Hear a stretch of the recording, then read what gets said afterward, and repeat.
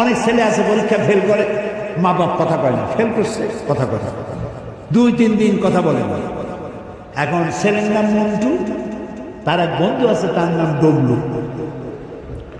W কয়, মন্টু তোর মুখ কালাকে কয় যে ফেল করছি, মা বাপে আর বাদ দেয় না, কথাও কয় না। তাতে অসুবিধা, নতুন ইন্ডিয়ান ফিল্ম আসছে, চল দেখবো গিয়ে।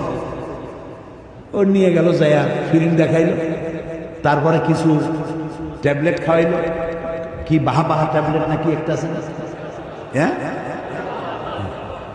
ওই যে ট্যাবলেট খাওয়াইল। তারপরে বলে একদিন খাইলে কি হয়, তারপরে একটু ফেন্সিডিল খাওয়াইল, এরপর বড় কিছু খাওয়াইল, তারপরে খারাপ জায়গায় নিয়ে গেল। 3 দিন যে আপনি কথা বলেন নাই, কি মারাত্মক কাজ করেছেন আপনি কি জানেন? আপনি সর্বনাশ করেছেন আপনার কলিজার টুকরা সন্তান। ও ফেল করেছে, আপনি বলেন আব্বু তুমি ফেল করেছো, দুঃখ নিও না, কষ্ট, মানুষ তো ফেল পাস করে, তুমি আগামী বছর ভালো পাস করবা, খুব মনোযোগ সহকারে পড়ো, কয়টায় ফেল করছো, কোনটায় ফেল করছো সেটা বেশি বেশি পড়ো।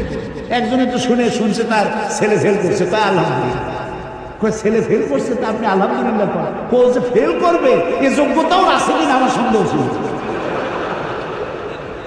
আপনি খুব আদর করিয়া যদি ঘরে নিতে পারেন, এই বাচ্চাটারে আপনি ঘরের বাইর করবেন কেন? আপনার সন্তান, আপনি শত্রুতা করে ঘরের থেকে বের করে দিবেন কেন?